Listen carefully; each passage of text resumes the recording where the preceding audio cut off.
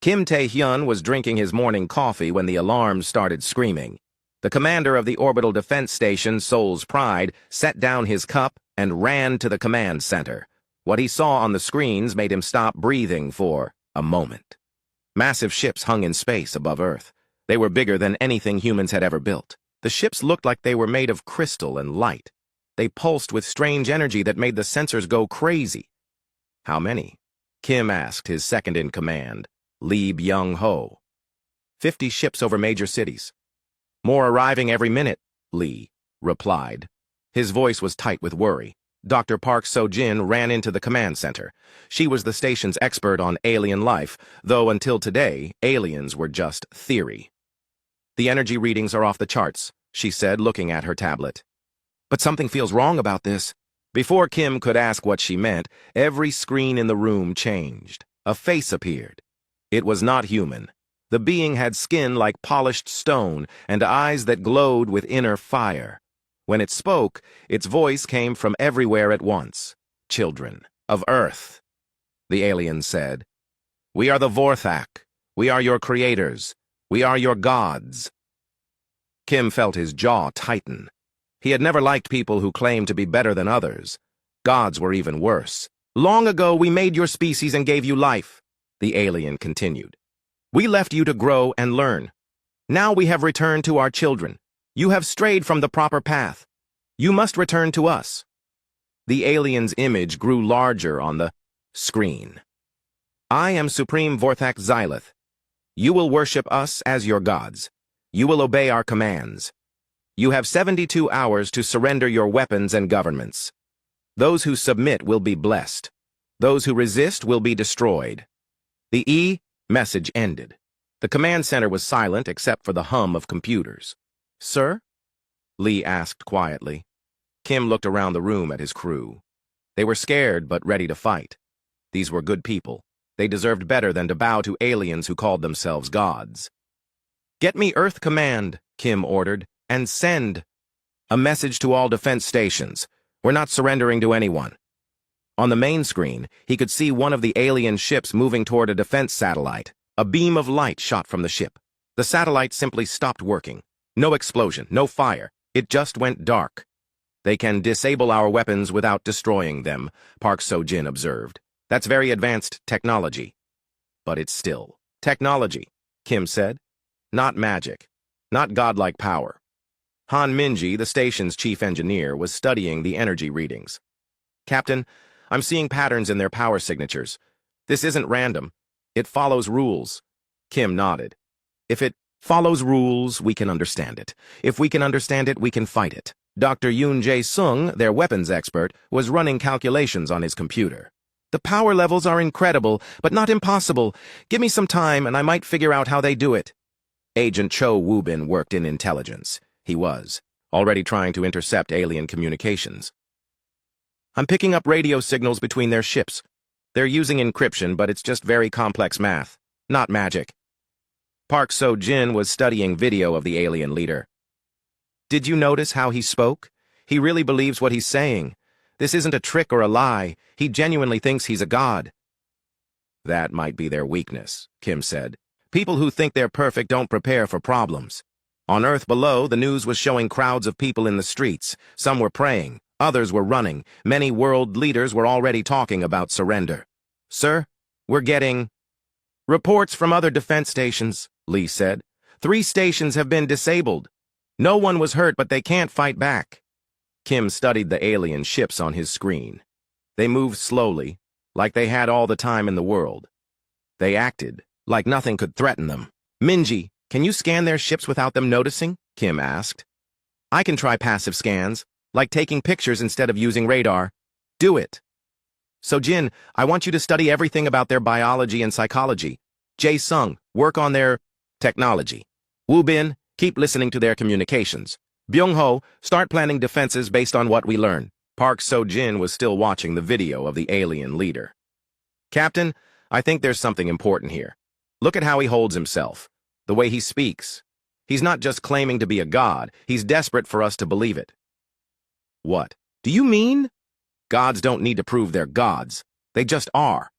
But he's trying very hard to convince us. Maybe he's trying to convince himself, too. Kim thought about this. In his experience, people who shouted the loudest about being important were usually the most insecure. Han Minji's scans were coming back with interesting results. Captain, their ships are incredibly advanced, but they're still just machines. Very sophisticated machines, but machines nonetheless. They use exotic matter and energy fields we don't understand yet, but it's all based on physics. Not divine power, Kim said. Definitely not divine power. Agent Cho Woo-bin looked up from his console. I'm getting fragments of their communications. Most of it is routine ship operations. But I'm hearing something interesting. Some of their lower-ranking members are asking questions. What kind of questions? About humans. About whether we're really their creations. Some of them sound uncertain. Park Seo-jin nodded. That fits with what I'm seeing. If they were really gods, would they need to convince their own people? Kim looked at the countdown timer on his screen. 71 hours and 37 minutes until the deadline. Around him, his team was working with quiet determination. They were scared, but they weren't giving up. Sir, Lee said, Earth Command is asking for our assessment. Kim thought for a moment. Tell them we recommend no surrender. These aliens are advanced, but they're not gods. They have weaknesses. We just need to find them. And if Earth Command orders us to surrender? Kim looked at his crew. Each of them met his eyes and nodded slightly. They were with him. Then we follow our conscience instead of orders, Kim said. Some things are more important than following commands. On the screen, the alien ships continued their slow patrol above Earth's cities. They looked invincible. They acted like nothing could touch them. But Kim had spent his whole life learning that nothing was truly invincible. Everything had weaknesses. Even gods. Especially things that only thought they were gods. Get back to work, everyone, Kim ordered. We have 71 hours to save the world. Let's not waste them. 18 hours had passed since the aliens arrived. Kim Tae-hyun stood in the station's main lab, watching his team work. They had not slept, but nobody complained. The fate of Earth was in their hands. Han Minji was deep in her computer, studying energy patterns from the alien ships. I found something interesting, she announced. Their power systems have regular pulses, like a heartbeat. What does that mean? Kim asked. Machines with heartbeats have rhythm. Rhythm means timing. Timing means we might be able to predict when they're strong and when they're weak. Dr. Park Seo-jin was examining videos of the alien leader and his crew. I've been studying their behavior. They move like people who have never been challenged. Every gesture shows complete confidence. That's bad for us, Lee Byung-ho said. Maybe not, Park replied. People who are never challenged don't know how to fight when someone finally stands up to them. Agent Cho Woo-bin had been listening to alien communications for hours. He looked tired, but excited. I've decoded more of their language. Most of the ship communications are normal. Navigation, power reports, crew schedules. But there's something else? He played an audio file. The alien voices sounded like crystal bells ringing. What are they saying? Kim asked. The lower-ranking crew members are talking among themselves. They're asking questions. One of them wondered why humans look so different if the Vorthak really created us. Another asked why they don't remember creating Earth. Park Seo-jin looked up sharply. They don't remember? That's what it sounds like. They seem to accept that they created humans because their leaders say so. But they don't have personal memories of it. Dr. Yoon Jae-sung had been quietly working on weapons analysis. I've been studying how they disabled our satellites. The technology is incredible, but it follows patterns. It's like they're using a very advanced tool, but it's still just a tool. Kim felt a spark of hope. Keep going. Gods wouldn't need tools, Yoon continued. They would just make things happen. But these aliens are using machines to create effects that look like magic. So they're not really gods, Kim said. I don't think they're pretending either, Park added. I think they genuinely believe they are gods. But belief doesn't make something true. Minji pulled up a new display. Look at this. I've been tracking the power usage of their ships. When they disabled our satellites, their energy levels dropped significantly. They had to recharge for several minutes before they could do it again. Gods wouldn't get tired, Kim realized. Exactly. Cho Woo-bin was listening to more communications. I'm hearing something new. There's one alien who sounds different from the others. His name seems to be Korvath. He's asking more questions than anyone else. What kind of questions? He's wondering why humans fight instead of worshipping immediately. He says most species bow down right away when they see Vorthak ships, but humans are different. Kim smiled grimly. Humans are definitely different. Park So-jin was reading through files on her tablet. I've been researching human history. Every time someone claimed to be a god, other humans eventually proved them wrong. We don't like being told what to think. That's our strength, Kim agreed. But what's their weakness? I think I know, Park said slowly. They believe their own story so completely that they've never questioned it. They've probably been telling themselves they're gods for so long that they've forgotten their real history. Yoon Jae-sung looked up from his calculations. If they've forgotten their real history, they might have forgotten other things too, like how to fight a real war. What do you mean? Think about it. If every species either worships them or gets destroyed quickly, they haven't had a real battle in probably thousands of years. They might be out of practice? Minji was nodding.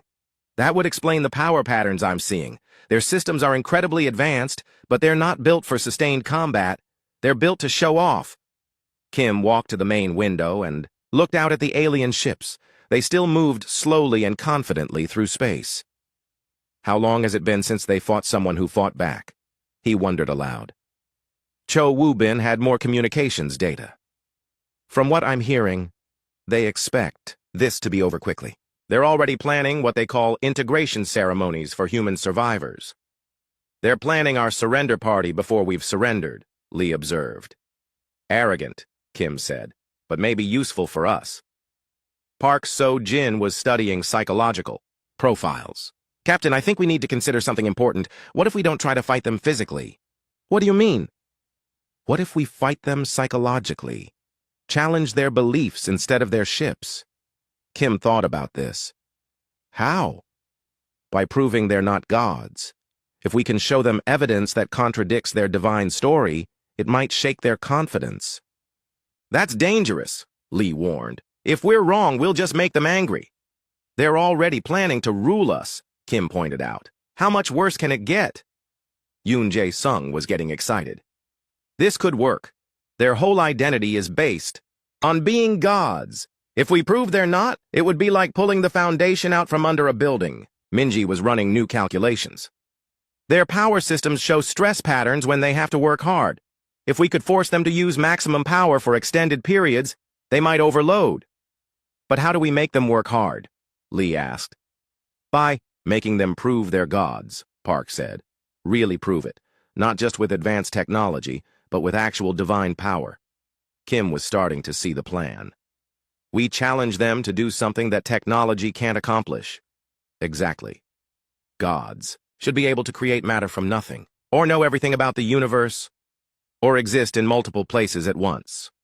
Cho Woo-bin was listening to more alien chatter. The crew member named Korvath is talking again.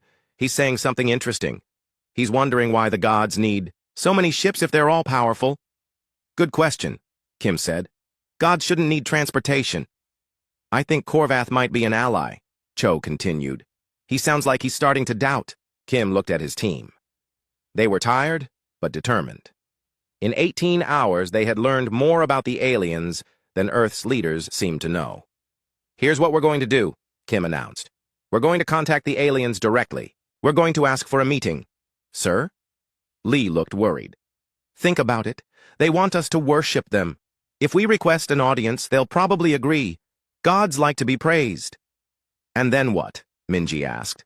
Then we ask them to prove they're really gods. Not with technology, with actual divine power. Park So-jin smiled. And when they can't, we show them the evidence that they're just an advanced species that forgot its own history. It's risky, Yoon admitted. Everything is risky now, Kim replied. But at least this way, we're taking action instead of just waiting to be conquered. He turned to Cho Woo-bin. Can you send a message to their ships? Yes, sir. Then open a channel. It's time to talk to some gods. Kim Tae-hyun sat in front of the communications screen, waiting. His team had worked for 36 hours straight to prepare for this moment. They had found information that could change everything. The screen flickered, and the alien leader appeared. Supreme Vorthak Xylith looked even more imposing up close. His crystalline skin caught the light, and his glowing eyes seemed to see through Kim.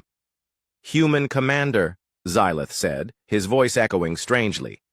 "You wish to surrender your station?" "I wish to speak with you about your claims," Kim replied calmly. The alien's expression did not change, but Kim noticed a slight pause. "Claims? We do not make claims. We state facts. We are your creators." "Then you won't mind proving it," Kim said. Behind Xylith, Kim could see other aliens moving around what looked like a ship's bridge. One of them, larger than the others, was watching the conversation closely. "Prove?" Xylith's voice carried what sounded like surprise. "We need prove nothing to our creations." Dr. Park So-jin stepped into view of the camera. "With respect, Supreme Vorthak, any being can claim to be a god, but real gods would have no trouble demonstrating their divine nature. You dare question our divinity?" "We seek to understand it," Park replied smoothly. "Surely gods would want their children to understand them fully." Kim saw the large alien behind Xylith lean forward slightly. That must be Korvath, the one who had been asking questions. "Very well," Xylith said after a moment. "What proof do you require?" Dr. Yoon Jae-sung moved to another screen. "Our records show that you claim to have created humanity long ago, but we have found evidence of human evolution going back millions of years. How do you explain this?" Yoon displayed fossil records and genetic data. "These show humans developing naturally from earlier species. No sign of artificial creation." Xylith looked at the data for a long moment. "Your science is primitive. You do not understand what you see." "Then explain it to us," Kim said. "Help us understand how gods create species that appear to evolve naturally." For the first time, Xylith seemed uncertain. "The divine work in ways your minds cannot grasp." Agent Cho Woo-bin had been working on translation programs. He had decoded more Vorthak communications and found something important. "Supreme Vorthak," Cho said, "we have been studying your language. We found records of your own species' history.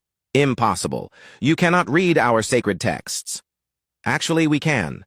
Cho displayed Vorthak writing on the screen. "These records show your species evolving on a planet called Vorthak Prime. They show your development of technology over millions of years. They show you building your first spaceships." The bridge behind Xylith had gone quiet. Kim could see several aliens staring at the translated documents. "These texts are very old," Cho continued. "They describe your species discovering faster than light, travel, developing advanced energy weapons, learning to manipulate matter at the atomic level, all through scientific research and technological development." "Lies," Xylith said, but his voice was less certain. Han Minji took over. "We've also analyzed your ship's technology. It's incredibly advanced, but it follows the laws of physics. You use exotic matter manipulation and quantum field generators. Very sophisticated, but not magical." She showed technical diagrams on the screen. "These are the power signatures from your ships. They match theoretical models for advanced technology. Nothing here requires divine power to explain." The large alien behind Xylith stepped forward. Kim could see him clearly now. His crystalline features were different from Xylith's, more angular and somehow more alert. "I am Nexus Prime Korvath," he said. "These documents, where did you find them?" "They were embedded in your own communication systems," Cho replied. "Historical databases that your computers access for language translation and cultural reference." Korvath turned to look at Xylith. "Supreme Vorthak, these records, they seem familiar, like memories I had forgotten." Impossible. Xylith's composure was cracking. "We have always been divine. We transcended mortality eons ago." Park So-jin leaned forward. "Supreme Vorthak, when did you personally create humanity? What do you remember about that event?" Xylith opened his mouth to answer, then stopped. Kim could see confusion in the alien's glowing eyes. The creation was before my time. My predecessors—" "What about creating other species?" Park pressed. "You claim to be gods. Surely you've created many forms of life." We guide species to proper development. We do not create from nothing." Then how are you gods? Kim asked simply. The question hung in the air. Xylith looked around his bridge. Several of his crew members were staring at him, waiting for an answer. We possess power beyond mortal understanding, Xylith said finally. So do we, Yon replied. Compared to humans from 1,000 years ago, we have godlike power. We can fly, communicate across vast distances, cure diseases, and split atoms. Does that make us gods? Korvath spoke again. The human makes a point. Power alone does not define divinity. Silence, Xylith snapped. You forget yourself, Nexus Prime? Do I? Korvath moved to stand beside Xylith. Or am I remembering myself? These humans have shown us records of our own history, records that I recognize, though I do not know why. Kim saw his opportunity. Nexus Prime Korvath, what is the oldest memory you have of being divine? Korvath thought for a long moment. I remember being told we were gods. I remember accepting this truth, but I do not remember becoming a god. Because you never did, Park said gently. You are an ancient, powerful, and incredibly advanced species, but you are not gods. You never were. Xylith's image flickered as his communication system fluctuated. Kim realized the alien leader was losing control of his emotions. This is blasphemy. We are divine. We must be divine. Without our divinity, what are we? You are what you always were, Kim replied.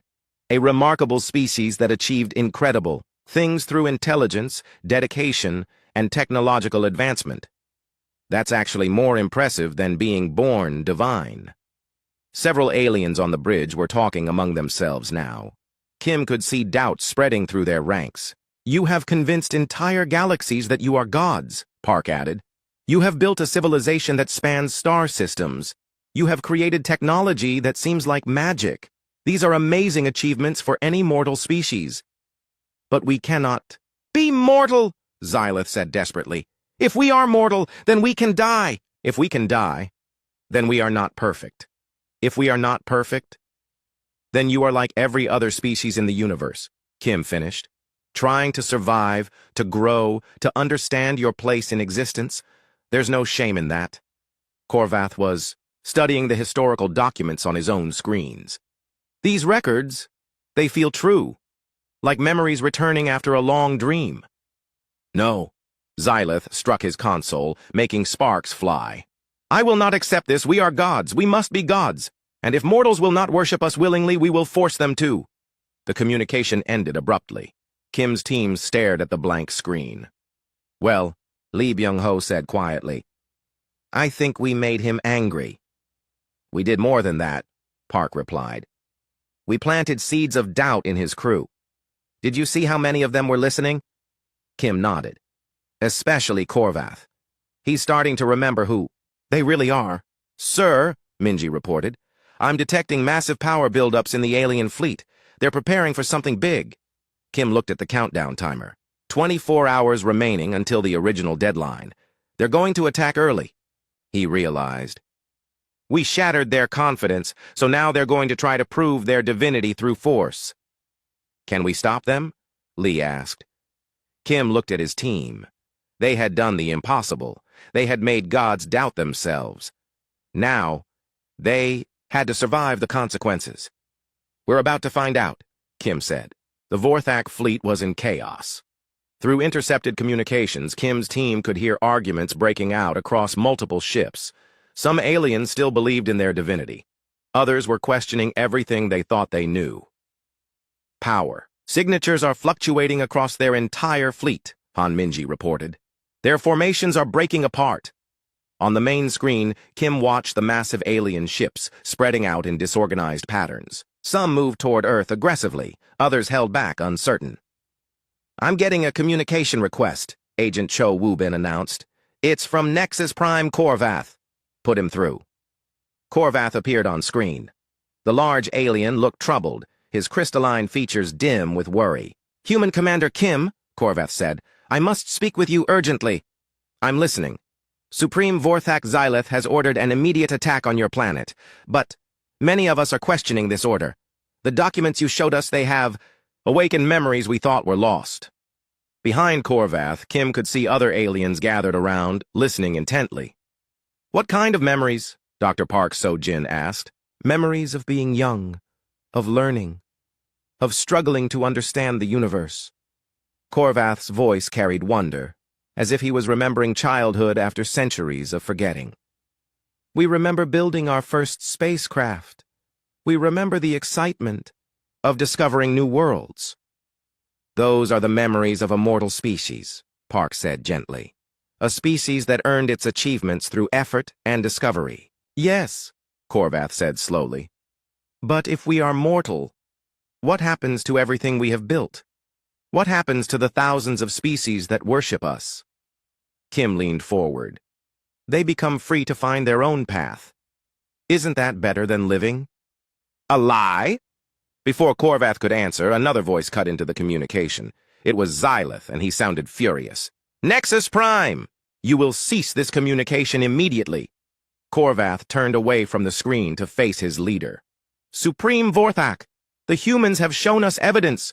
The humans have shown us lies designed to weaken our resolve. Xylith appeared on screen, pushing Korvath aside. I will not allow these mortals to poison our divine minds with their heresies.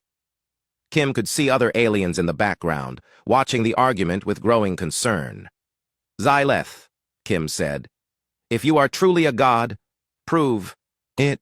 Create something from nothing. Know something you couldn't possibly know. Exist in two places at once. I do not need to prove anything to insects. Then why are you so angry? Park asked. Gods don't get angry at mortals questioning them. They don't need to destroy planets to maintain their authority. Xylith's image flickered as his emotions destabilized his communication system. You seek to drive us mad with doubt. We seek to show you the truth, Kim replied. You are an amazing species that has achieved incredible things. But you are not gods. Dr. Yoon Jae-sung stepped forward. Xylith, look at what you're doing right now. You're using technology to communicate with us. Gods wouldn't need machines to talk across space. Our divine essence flows through all matter, Xylith protested. That's just another way of saying you use advanced technology, Yoon replied. Very advanced, but still technology. On screen, Kim could see more aliens gathering behind Korvath. They were listening to every word. Even your ship, Han Minji, added, displaying technical readouts, follows engineering principles. It needs power sources, structural support, life support systems. Gods wouldn't need life support. Korvath stepped back into view. She speaks truth. Our ships require maintenance. Our bodies need nourishment. Our minds need rest. He turned to Xylith. When did gods ever need such things? Because we choose to experience physical existence. Xylith's voice was getting higher, more desperate. We could transcend these limitations at any time. Then do it, Kim challenged. Right. Now, transcend your physical form. Become pure energy. Create a new star. Move a planet with your thoughts. Xylith stared at the screen, his glowing eyes wide with panic. Around him, his crew waited for him to demonstrate his divine power. Nothing happened. I do not choose to waste divine energy on demonstrations for mortals. Or you can't, Park said quietly, because you're not really a god. You're just a person who has believed a story for so long that you forgot it wasn't true. Agent Cho Woo-bin had been monitoring communications across the fleet. Captain, I'm reading massive disagreements throughout their ships. About 40% of their crews are openly questioning the divine mandate. Korvath looked around at his fellow aliens. We remember now. We remember being scientists, explorers, engineers. We remember our parents teaching us, our children learning from us. Gods do not have parents. Gods do not learn. Silence! Xylith struck his console again, but this time his crew did not flinch in obedience. They looked at him with something like pity. Supreme Vorthak, one of them said. Perhaps we should reconsider— No! Xylith screamed. We are gods. We must be gods. If we are not gods, then we have spent 10,000 years living a lie. If we are not gods, then we have enslaved countless species for no reason. If we are not gods, then we are monsters. The truth of his words hung in the air like poison. Kim saw the exact moment when Xylith realized what he had said. That's the real fear, isn't it? Park said softly. Not that you're not gods, but that if you're not gods, you have to face what you've really been doing all these centuries. Xylith's form seemed to shrink on the screen. We brought order to the galaxy. We guided lesser species. You conquered them, Kim said. You enslaved them. You forced them to worship you because it made you feel important. But if we believed we were gods, Korvath said slowly, then you told yourselves it was justified, Park finished. Gods have the right to rule mortals, but mortals ruling other mortals, that's just tyranny. The bridge behind Xylith was now filled with aliens talking among themselves. Kim could see the certainty draining from their faces as they processed the implications. This cannot be, Xylith whispered. This cannot be true. It is true, Kim said firmly. But truth also offers freedom. You can stop pretending to be what you're not. You can become what you actually are, an incredible species with the power to help others, instead of ruling them. Korvath turned to his crew. The humans are right. We are not gods. We never were. He faced Xylith directly. And you know this, old friend. In your heart, you know this. Xylith looked around at his crew, at his bridge, at the technology that surrounded him. Kim could see the internal struggle playing out on the alien's face. If we are not gods, Xylith said finally, then what purpose do we have? The same purpose as every other species, Kim replied. To live, to learn, to grow, and to help others do the same. But the other species worship us. What will they do when they learn we are mortal? They'll be free, Park said. Free to worship what they choose, or to worship nothing at all. Free to make their own decisions about their lives. Korvath was studying readings from across the fleet. Xylith, half our ships are already standing down. They refuse to attack Earth. Then I will attack with the ships that remain loyal. Xylith's desperation was complete now. I will prove our divinity by destroying these heretics. You'll prove nothing except that advanced technology can destroy planets, Kim said. Any species with enough power can commit genocide. That doesn't make them gods. Xylith's image flickered and went out. Kim's team stared at the blank screen. Minji, what's happening with their fleet? Kim asked. It's splitting apart. About half the ships are moving away from Earth. The other half are powering weapons and moving into attack formation. Korvath reappeared on screen. Commander Kim, I am sorry. Those who still cling to the divine illusion will attack your world. I cannot stop them. But you can help us fight them, Kim realized. Korvath nodded slowly. Yes, we can. Space around Earth erupted into chaos. The Vorthak fleet had split into two groups. Xylith's fanatics moved toward the planet with weapons charging. Korvath's awakened allies positioned themselves to defend humanity. Kim Tai-hyun watched the battle unfold from his command center. How many ships on each side? He asked.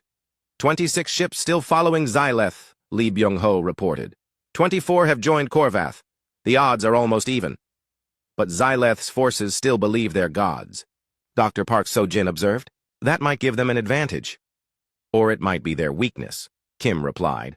Gods don't expect to lose. They don't plan for failure.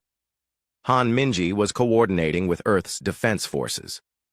Our ships are moving to support Korvath's group, but honestly, our weapons are like throwing rocks at mountains compared to theirs. Agent Cho Woo-bin was monitoring communications from both Vorthak factions. Xylith is ordering his followers to destroy all human military installations first. He wants to prove that mortal weapons cannot harm gods. Let him try, Dr. Yoon Jae-sung said grimly. I've been studying their weapon systems. They're designed for intimidation, not efficient warfare. The first exchange of fire lit up the space around Earth. Xylith's ships unleashed beams of energy that could melt mountains. But Korvath's defenders knew exactly how those weapons worked. Look at that, Minji said, pointing to her screens. Korvath's ships are dodging attacks they should never have seen coming. They know each other's capabilities too well, Kim realized. This isn't going to be decided by superior firepower. On the main screen, they watched one of Xylith's ships fire at the orbital defense platform over Tokyo. The beam struck shields that shouldn't have been able to stop it. But the shields held. How? Lee asked. Park was studying the tactical display. Korvath's people are jamming Xyleth's targeting systems. They're feeding false data to his ships. Kim nodded approvingly. They know exactly how to fight their own technology. More ships joined the battle as Earth's defense fleet arrived. Human vessels looked tiny next to the massive Vorthak ships, but they moved with purpose and coordination. Human ships are targeting the power junctions Minji identified, Yoon reported. Small, precise strikes instead of trying to overpower their shields. Kim watched as a squadron of human fighters swarmed around one of Xyleth's ships. They looked like insects attacking a giant, but their targeted strikes were having an effect. The Vorthak designed their ships to be impressive, not practical, Minji explained. All those glowing energy conduits that make them look godlike, they're actually vulnerabilities. On the communication screen, Korvath appeared. Behind him, Kim could see the battle raging outside his ship's windows. Commander Kim, Xyleth has gone completely mad. He's ordering his ships to ram Earth's moon to create a debris field. Can you stop him? We're trying, but he still has loyal followers. They believe destroying your world will restore their divine status. Kim looked at his team. They had come so far, learned so much. Now it all came down to this battle. Korvath, I have an idea, but I need you to get us close to Xyleth's flagship. That's extremely dangerous. His ship has the most powerful weapons in the fleet. But does it have the most powerful shields? Korvath paused, thinking. No. He always relied on intimidation rather than defense. His shields are actually weaker than most of our ships. Then, we can get through them. Minji, prepare the station's main engines. We're going mobile. Sir?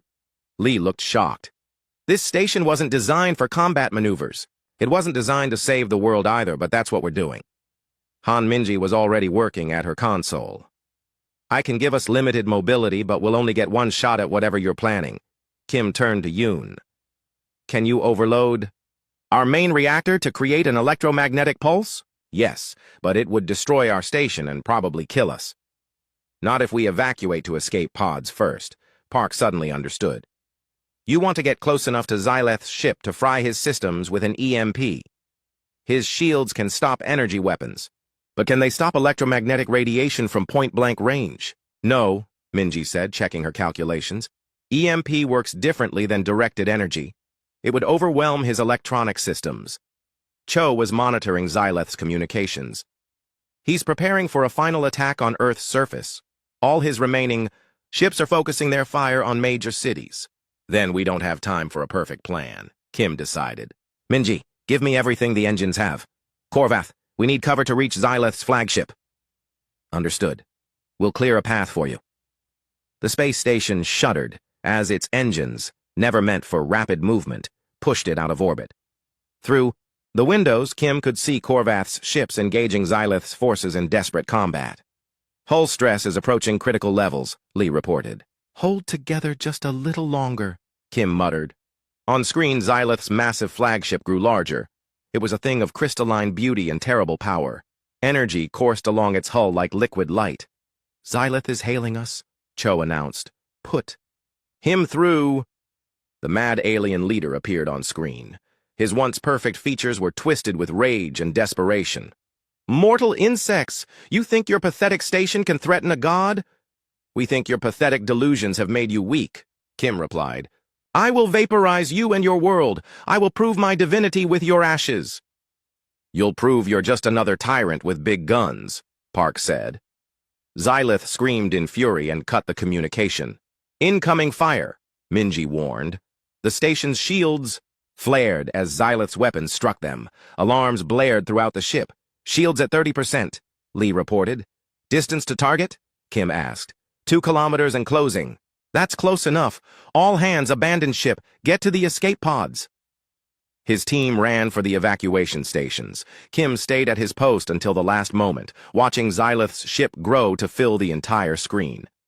Reactor overload initiated. Yoon's voice came through the communications. EMP will trigger in 60 seconds. Kim reached the escape pod bay just as the doors sealed. Through the small window, he could see Xyleth's flagship directly ahead. 30 seconds, Yoon announced. The escape pods launched. carrying the crew away from the station. Kim watched from his pod as the space station Sol's Pride flew directly toward the alien flagship. 10 seconds. Xyleth's ship was trying to maneuver away, but it was too late.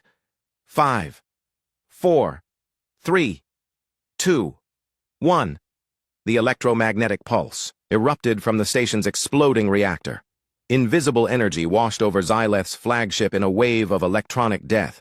Every light on the alien ship went dark. Its engines stopped. Its weapons powered down. The magnificent crystalline vessel went dead in space. "Direct hit," Minji's voice came through the pod's radio. "All their systems are offline." Through the radio, they could hear Korvath's forces, moving in to secure Xyleth's disabled ships. The battle was over. Kim looked out at the stars, thinking about what they had accomplished. They hadn't just won a battle. They had freed an entire species from the prison of their own delusions. "Sir," Lee's voice came through the radio. "Earth Command is asking for a status report." Kim smiled. "Tell them the gods have been reminded that they're mortal and that humanity is still free." In the distance, he could see Korvath's ships helping the disabled vessels. Even Xyleth's fanatics would be treated with mercy, not vengeance. That, Kim thought, was the difference between gods and mortals. Real gods wouldn't need to prove their divinity. But real mortals could choose to be better than their worst impulses, and that was the most divine thing of all. 3 months after the battle, Admiral Kim Tae-hyun stood on the bridge of the new starship New Seoul. Through the wide windows, he could see Vorthak and human ships working together to build the first interspecies research station. "It's hard to believe how much has changed," Dr. Park So-jin said, joining him at the window. She now headed the new Department of Interspecies Psychology. "The galaxy is waking up," Kim replied. "Korvath sent another report yesterday. 12 more species have declared independence from Vorthak rule." Commander Lee Byung-ho approached with a data tablet. "The former slaves aren't seeking revenge either. Most just want to be left alone to find their own path." Kim nodded. That had been the most surprising development. Species that had been enslaved for thousands of years weren't interested in conquest or payback. They simply wanted freedom. The Zephyrians established their first elected government. "Last week," Lee continued, "the Crystalline Collective is sharing their art with other species for the first time in centuries. Even the warlike Krathen have started peace negotiations with their neighbors." Dr. Han Minji walked over from the engineering station. "The new joint technology programs are exceeding all expectations. When species share knowledge instead of hoarding it, everyone benefits." Agent Cho Woo-bin was monitoring communications from across the galaxy.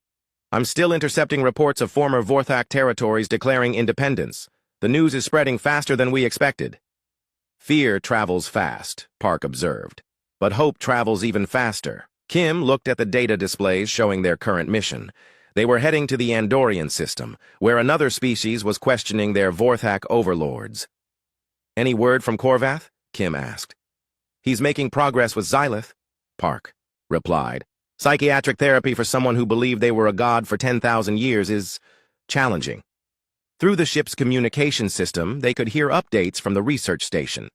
Human and Vorthak scientists were working together to study the psychological effects of the divine delusion that had affected the Vorthak species. "Dr. Park," came a voice through the speakers. "We have the results from the latest brain scans." "Go ahead, Dr. Venth," Park replied. Dr. Venth was a Vorthak neuroscientist who had joined their team. "The neural pathways associated with the divine belief system are beginning to restructure in the recovered subjects. Their brains are literally rewiring themselves to accept reality." Kim found that fascinating. The Vorthak hadn't just convinced themselves they were gods. They had actually changed their brain chemistry to support the delusion. "How long for complete recovery?" Park asked. "For most subjects, we estimate 6 to 12 months. For Supreme Vorthak Xyleth, perhaps years." His delusion was the strongest. Cho looked up from his station. "I'm receiving a transmission from the Andorian system. They're requesting immediate assistance." "Put it through," Kim ordered.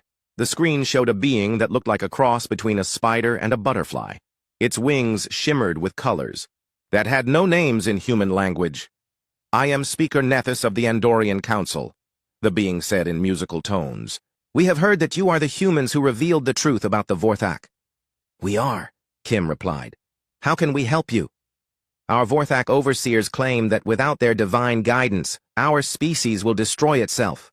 They say only gods can maintain order in our chaotic world. Park stepped forward. Speaker Nethys, has your species ever tried governing itself? Not for 3,000 years. The Vorthak arrived when we were in the middle of a great war. They stopped the fighting and imposed peace. Imposed peace isn't real peace, Kim said. It's just delayed conflict. But what if they are right? What if we cannot rule ourselves? Lee consulted his historical databases. Speaker Nethys, according to our records, your species had achieved interplanetary travel before the Vorthak arrived. You had art, science, and philosophy. You were clearly capable of great things. That was long ago. We have forgotten how to make such decisions. Skills can be relearned, Park said gently, with help from friends instead of orders from masters. Minji was studying technical data about the Andorian system. Your infrastructure is incredibly advanced. Your people built most of it yourselves, didn't they? Yes, but under Vorthak supervision. No, Minji corrected, showing her analysis. The engineering signatures are purely Andorian. The Vorthak provided materials, but your people designed and built everything. You never lost the ability to create. Speaker Nethys's wings fluttered with. What Kim had learned was excitement. Truly? Truly. You've been governing yourselves all along. The Vorthak just took credit for your successes and blamed you for any problems. Cho had been analyzing Andorian communications. Speaker Nethys, are there others on your world who question Vorthak rule? Many, but we fear the consequences of rebellion. It's not rebellion, Kim said. It's growing up. Children don't rebel when they move out of their parents' house. They mature. Through the communication link, they could hear other Andorians gathering around Speaker Nethys. Voices rose in excited discussion. What would happen to our Vorthak overseers if we declared independence? Nethys asked. That's up to you, Park replied. Some species have asked their former overseers to stay as advisors. Others have asked them to leave. A few have put them on trial for crimes. The choice is yours. The Vorthak in our system. They genuinely believed they were helping us? Most of them, yes. They're as much victims of the divine delusion as you are. Kim could see the decision forming in Nethys's expression. We would like to try governing ourselves, but we would appreciate guidance from friends, not masters. That can be arranged, Kim said. We're establishing a new organization called the Galactic Cooperation Council. No rulers, no subjects, just species working together as equals. When can you arrive at our world? We're already on our way.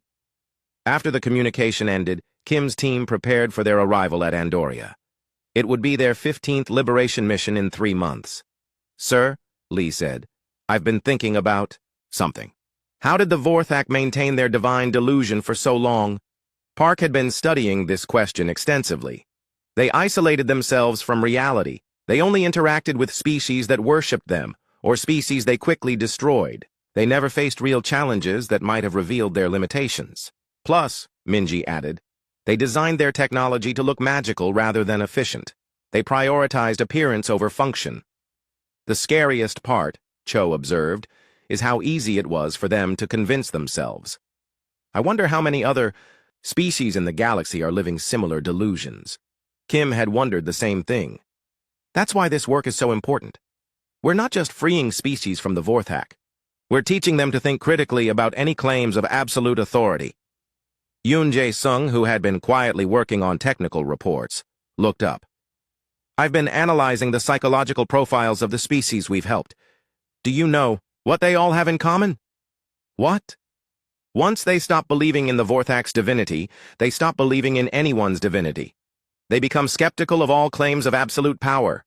Good, Kim said. Healthy skepticism prevents future tyrannies. The ship shuddered slightly as it dropped out of faster-than-light travel. Through the windows, they could see the Andorian homeworld, a beautiful planet of floating cities and crystal forests. Incoming transmission, Cho announced. It's from the Andorian Council. Speaker Nethys appeared on screen, but this time they weren't alone. Dozens of other Andorians filled the background. Admiral Kim, Nethys said. We have voted. We declare our independence from Vorthak rule. We request membership in your Galactic Cooperation Council. Behind Nethys, the Andorians were celebrating. Their wings created a rainbow of color as they danced in joy. Request approved, Kim said, smiling. Welcome to the community of free species. As their ship approached the planet, Kim thought about how far they had all come. 3 months ago, the Vorthak had seemed like unstoppable gods. Now they were partners in building a better galaxy. Admiral, Park said, do you ever think about what would have happened if we had just surrendered when they first arrived? Kim considered this. The galaxy would still be full of slaves pretending their chains were divine gifts. But we didn't surrender, Lee pointed out. Because humans don't like being told what to think. And that, Kim said, looking out at the liberated world below, might be humanity's greatest gift to the galaxy. Not our technology or our weapons, but our stubborn refusal to accept that anyone has the right to rule us without our consent, the HFY. Ship entered Andorian space, ready to help another species learn the most important lesson in the universe, that freedom is worth fighting for, and that gods who demand worship probably aren't gods at all.